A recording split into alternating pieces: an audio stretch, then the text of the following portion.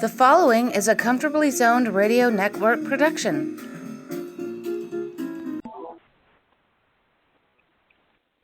Thank you, Tally Olson. We are back. The Mets in the zone. I'm Ralph Tyko of the Comfortably Zoned Radio Network.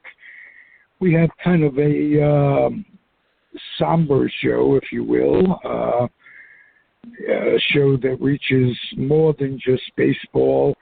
Marty Rose and Robert Cole are both with us, and I just want to say I'm an original Met fan, as Marty and Robert is.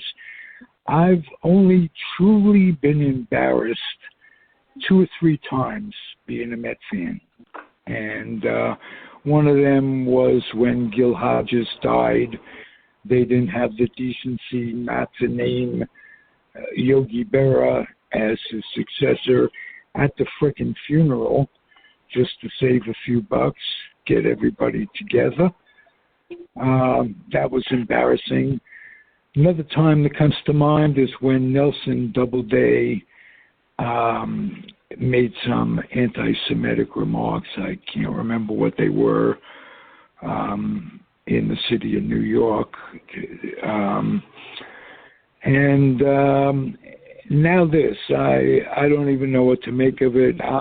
I'm insulted that ball players forget where their bread is buttered and will make remarks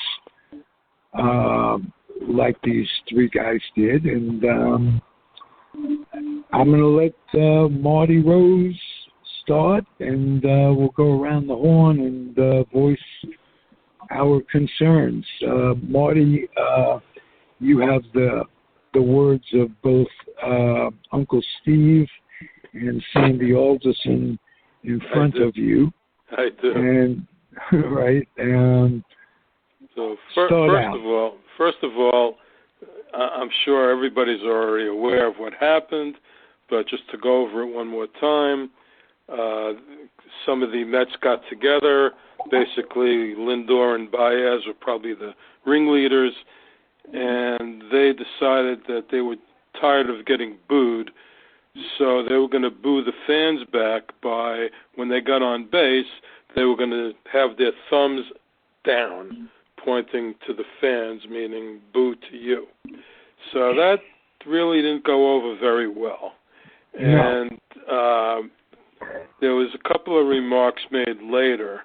The owner, Steve Cohen, said these young guys are sometimes we forget that they're on a public stage and they make mistakes. They hit the 3rd rail, though, by messing with fans, and it's unacceptable. Hopefully this is a teaching moment and they will learn from this. Now, he could have said more, but tonight he's hosting a charity event for the Mets Foundation, and Lindor and Baez are expected to be in attendance. So I would assume he toned it down maybe on account of that. However, Sandy Alderson, the team president, said it's totally unacceptable. Mets fans are understandably frustrated over the team's recent performance. The players and the organization are equally frustrated, but fans at Citi Field have every right to express their own disappointment. Booing is every fan's right. The Mets will not tolerate any player gesture that is unprofessional in its meaning or is directed in a negative way toward our fans. I will be meeting with our players and staff to convey this message directly. Well, Marty, I just want to say one thing. The word that got me was they hit the 3rd rail when you mess with the fans. Well, exactly. I think you hit the 3rd rail. We were brought up in New York subways. You avoided the 3rd rail at all costs. Yes, you did.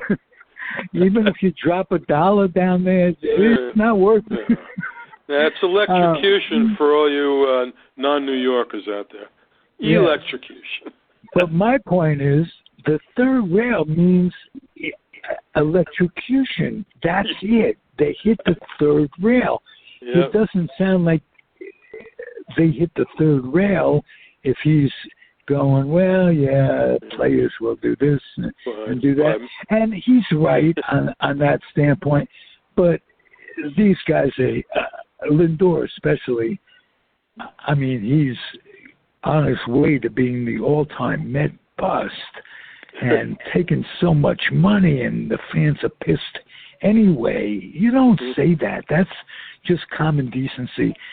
We're old school, but it doesn't take much to transcend the times we grew up and the times now. They're not different in that many ways. You don't spit on the fans who's paying, especially what they pay now. It insults me in the case. I remember paying $3.50 for a box seat, and I'm insulted from that standpoint. Not if I had to pay $500 for said box seat, I would be up in arms. I would just. What do you think, Robert Cole? You haven't said anything. Well, if you remember back when Marty was in Miami with Bernie watching the Mets in Miami, and you and I did a show almost immediately after the Baez trade, and you asked me what I thought about it, and I said I have some reservations about how it's going to affect the clubhouse culture because Baez has that kind of reputation. And that is starting to bear fruit. Baez isn't going to be here next year. He's stirring up stuff. Okay. Right. Lindor, however, needs to come forward and make a statement because he is going to be here. And unless he wants to get booed unmercifully for the next 12 years, okay, he needs to make a statement basically apologizing to the fans. Okay. Another thing, too, is not all the players were involved in this. Okay. Right. Lindor, Baez, Pilar said he thought it was just fun, and one or two other players. But the majority of the players were not involved in this. And that's where that culture thing comes in. You have a group of guys that have been together now for a few years, Alonso, Conforto, McNeil, Davis, Smith, and they're the guys that are sort of the face of the team. Lindor was brought in, and they pretty much embraced Lindor. Okay, Baez was brought in, and it's kind of become a cancer. The Cubs couldn't wait to get rid of Baez. In fact, they're paying most of his salary. They were so happy that somebody came around and wanted him, and he didn't really cost that much. The Mets gave up a good prospect, but that prospect isn't even playing right now. He had Tommy John surgery, so in essence, they got him for nothing. Okay, and it's turning out to be a mistake. Yeah, I don't worry about him as much as I do Lindor with his long-term 10-year contract. That's crazy making to start with, based on his performance more than anything. You combine opening your mouth with something like this while you're performing badly and still making the money. That doesn't sit well with most fans. No, and for the most part, okay, he's owned up to the fact that he's playing poorly. He's conducted himself, in a professional manner. He's been a good teammate as far as we can tell. But his buddy Baez joins the team, and things started to change. Well, he was for his buddy Baez joining the team. It's not just that I would say directly responsible for them getting Baez. I stand by what I said last week. It would have been terrific to get Bryant and leave McNeil at second. That's another thing. Lindor didn't get along with McNeil right from the start, and that hasn't affected McNeil's season in a positive way. Am I off base there? Well, with McNeil, it's hard to say. He did get injured a couple of times, and he's had problems getting restarted, and each time he's still hurt. I mean, if you watch him run, okay, he's not running like he normally runs. So, I mean, he's playing injured, he's still hurt. And so that's affecting his performance. But I'll go back to the fact that, you have one group of guys that I mentioned that have been with the Mets now for 2-3 years, all playing together, and then you bring in Lindor. He was embraced, but now Baez came in, and now I believe that locker room is starting to become fractured. Yeah, Baez has played only 17 games since he got it. I know he missed a few due to injury, but he's only played 17 games. And a matter of fact, in the Mets' last 30 games, they've won 9 and lost 21. So, yeah. Big help, Javier. Yeah. Well, go ahead. I understand why they made that deal. It was really a no-cost deal. They were trying to infuse a little bit of pop. I understand that, but I don't know that they expected the baggage that came along. But I did. Baez has that reputation. I mean, he was with the team two games, and he was already starting fights with the other team. So it's not good. Yeah. Let me interject. You mentioned the IL. Howie Rose is on the IL, and Mets radio announcer, who I think is simply one of the best. And undisclosed ailment, Marty surmised. What did you surmise, Marty? Well, I'm just guessing. But he's 60. He's 67. He missed a few games earlier. That could have been for a biopsy. I'm just saying, for a man his age, because I had the same thing in my 60s, and if it's prostate cancer, they'll take care of it. That's handled very well these days. I had my surgery 14 years ago, and PSA is like almost zero still. So good. So thank God. Depending on what if that's it, there's several kind of surgeries you can have. There's 3 or 4 different things they could do depending on what you want to do. I remember the doctor telling me, you got 3 choices. Here they are. Blah blah blah. So I think I made the right decision for myself at the time. Okay. I'm just guessing that's what it is. It might not be. If that's what it is, my first inclination was some sort of heart bypass thing. And the only reason I said that, on a game yesterday, he mentioned, I don't know if you know, he said, that Ron Swoboda had a heart bypass surgery. And the way he said it, and when I read that this morning, that's what I thought of, that it might be some sort of, they tried a stint, that kind of thing, and it didn't work, or, whatever, I don't know. Yeah. Could be not that. Only are we not doctors, we just don't even know the case history.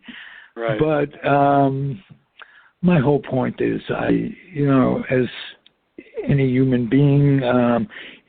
I wish him well. But the announcers we listen to over any period of time become friends. They become a voice in your head. And Mike Krukow with the Giants out here is going through some problems, undiagnosed, taking chemo or undisclosed, taking chemotherapy and what have you. On the A side, I blank on his name, the catcher that got run over by Pete Fosse. Rose.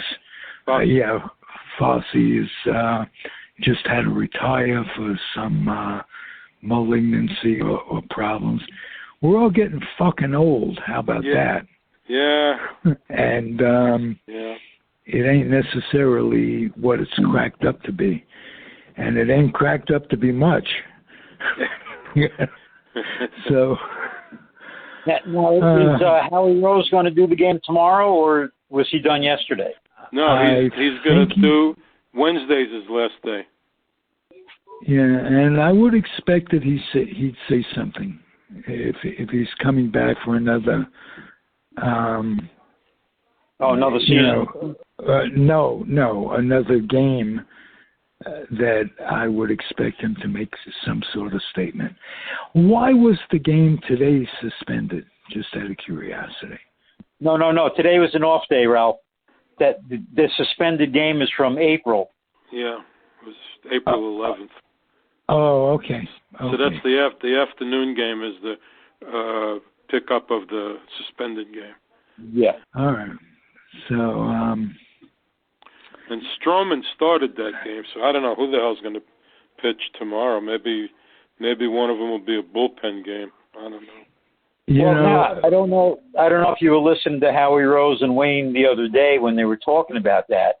Stroman hasn't faced three batters, and according to Major League rules, you have to face three batters before you can get taken out. That's crazy. Yes. I think they'll waive that this time. Well, I mean, if it was a 2-hour rain delay, what would they do? They wouldn't put the guy back out there. That's true. That's true. So and he just pitched the other day. So that can't possibly take effect. Yeah, but I would think they would make an official ruling and say that in light of the fact that blah blah blah. So, I mean, that is their rule. Well, okay. Now, I can see. Okay, can you see Davey Martinez out there tomorrow talking to the umpires and saying, "Hey, Stroman's got to come out here and finish his third batter." Well, and they're playing Miami. Going, I don't know. Let me call Sandy. Rojas would say. Is Mattingly even back yet? I don't know. He was out too, right? What Mattingly wasn't he? He was out. Yeah, I think so. Yeah, I don't even know if he's back yet. I got another pet peeve today. Syndergaard. He's got COVID. Well, he was vaccinated. Unmasked. He was vaccinated. He was vaccinated. Okay. Yeah.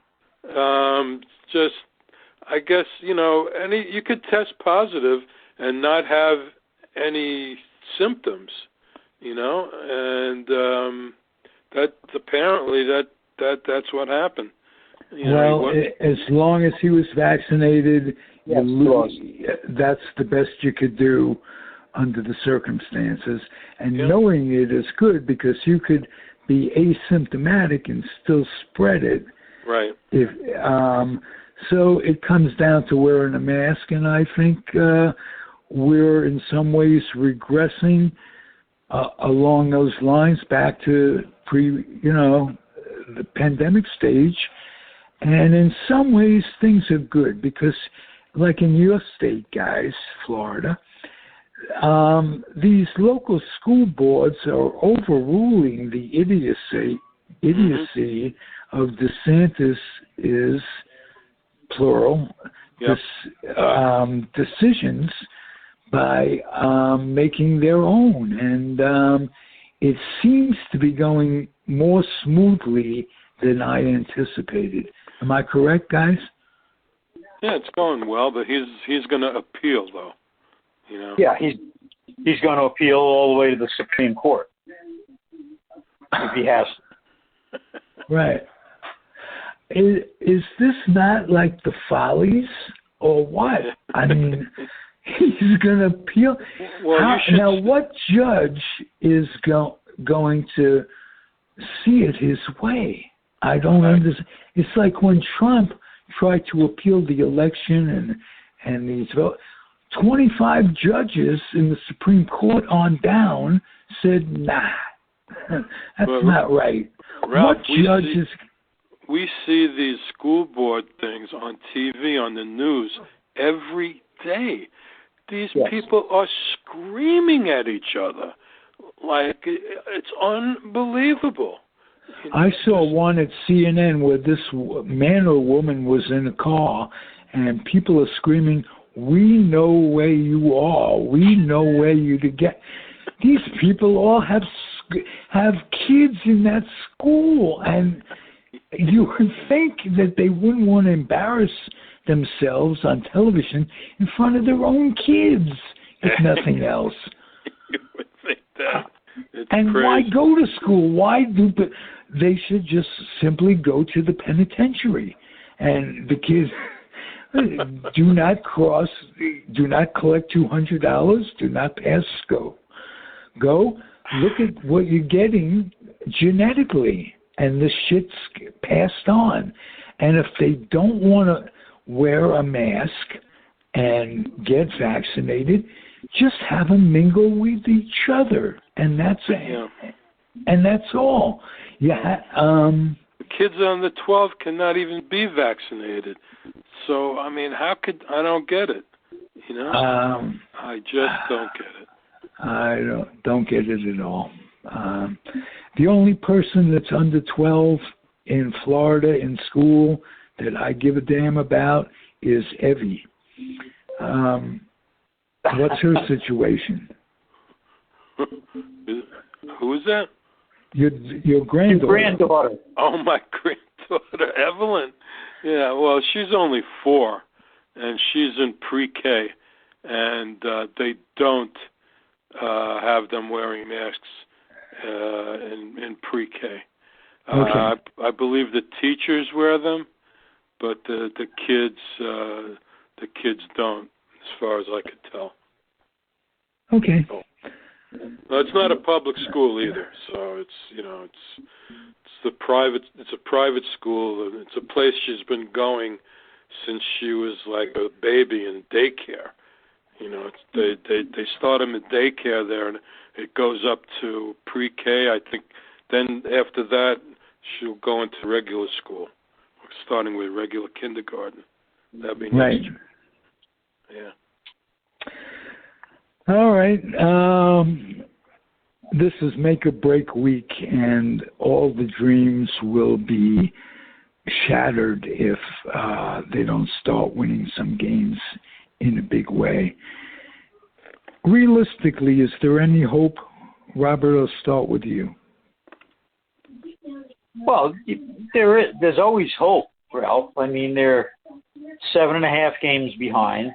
The problem is that after the Braves get done playing the Dodgers, the Braves pretty much have the same schedule as the Mets do, playing weaker teams for the most part. So it's going to be hard. As I wrote on the website, today, they have to shave at least 2 games off the lead by Labor Day. Okay, that's a week away. Right. If they don't shoot at least 2 games off that lead, there's no way. Right. And Labor Day is the end of the Miami-Washington business. Right. No, I'm wrong.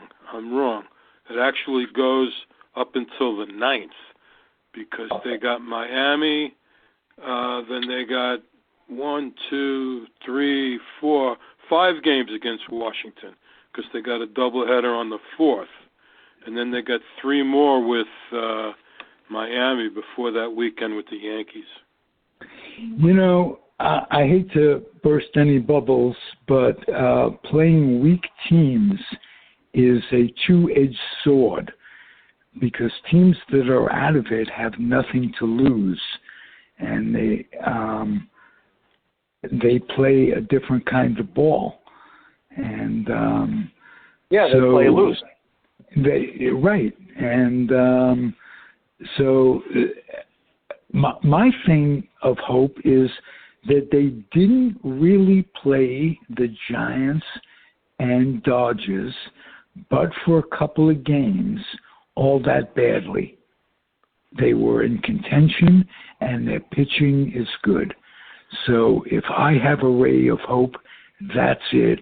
Marty, what's your ray of hope, if you have one? Well, I don't have that much hope.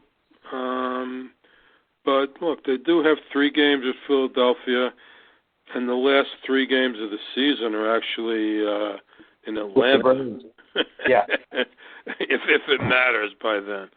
It matters. Yeah, but, the rest of these games against Washington and Miami, I mean, they have to win like 3 out of every 4. I mean, no less than that. And then, they got to play the Yankees. All of a sudden, the Yankees have turned it around, and they're the killer Yankees again. They got 3 games with them coming up after Miami's done. So that's tough. And the Cardinals are never an easy match, and Milwaukee's not an easy match either. So they got to beat up on Washington and Miami. They just got to. Yep. Yeah, but they have to win. Then they have to win 2 out of 3 games against every other team, basically. Basically, yeah. But they are coming off a series where they won. Yeah, and they finally scored 9 runs in one game. So.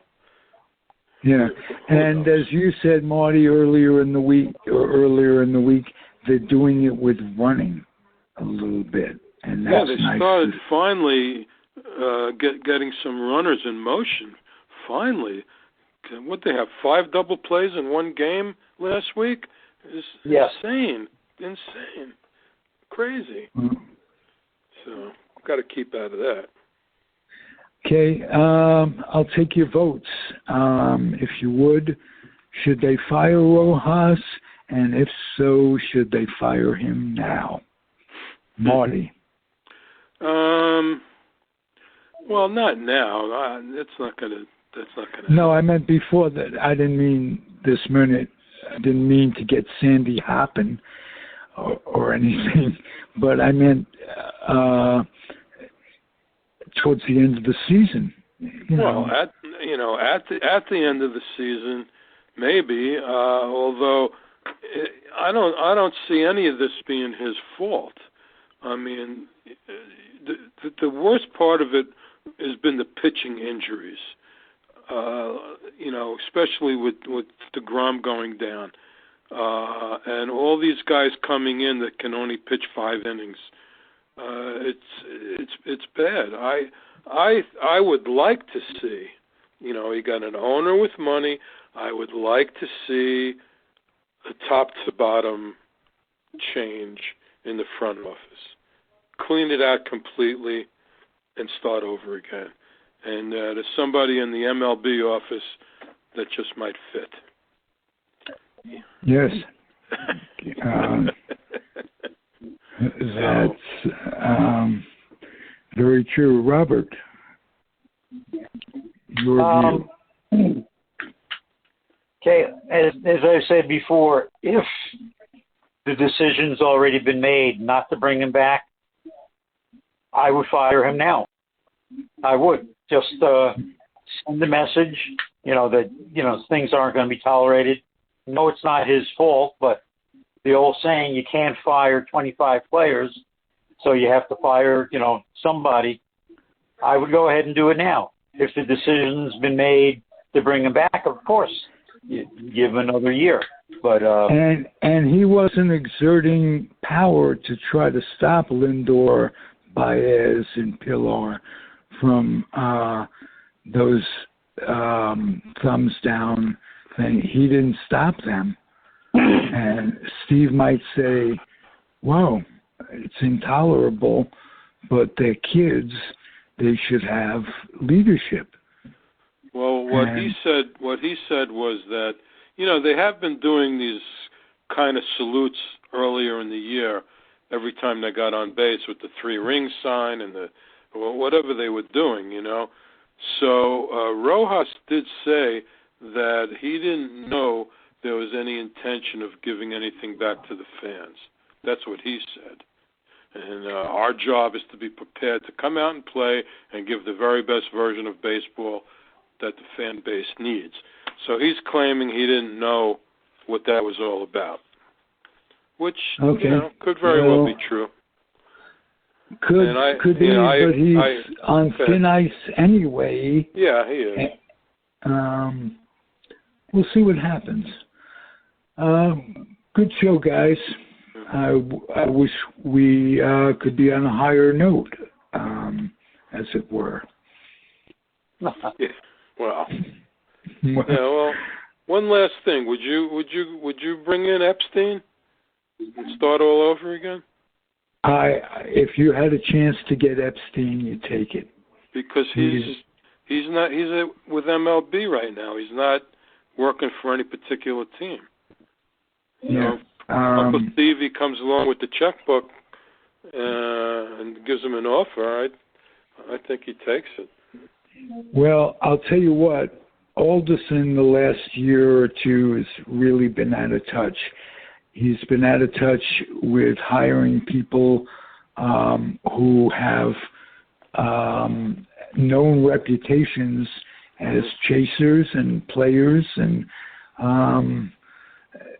had to fire a manager over it. And drafted a pitcher that was hurt, number 1. Yeah. Right. And the Beltran thing that didn't stead well. I mean, well, that wasn't him.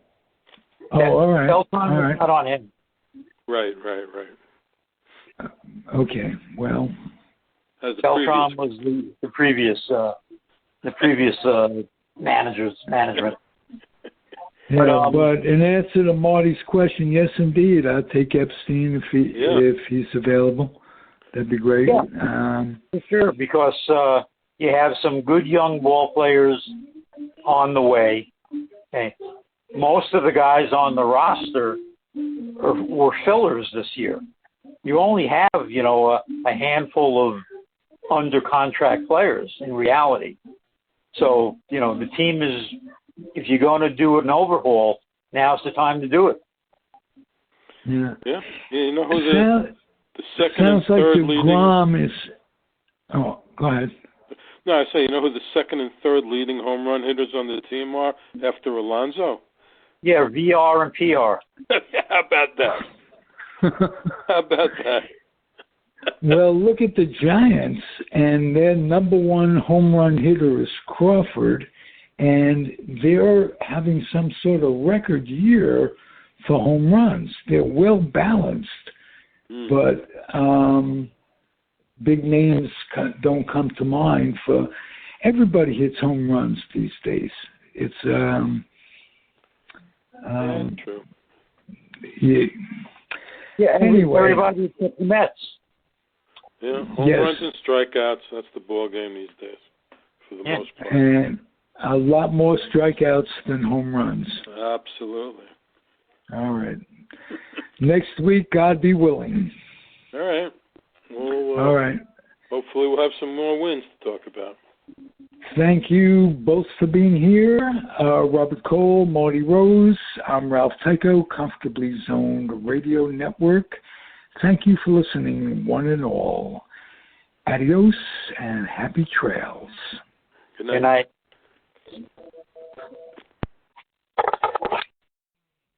The proceeding has been a Comfortably Zoned Network production. You are advised to keep your dreams wet, your humor dry, your children and grandchildren out of military recruiting offices and off the laps of clerics who wear dresses. Thank you for listening, everyone. Happy trails.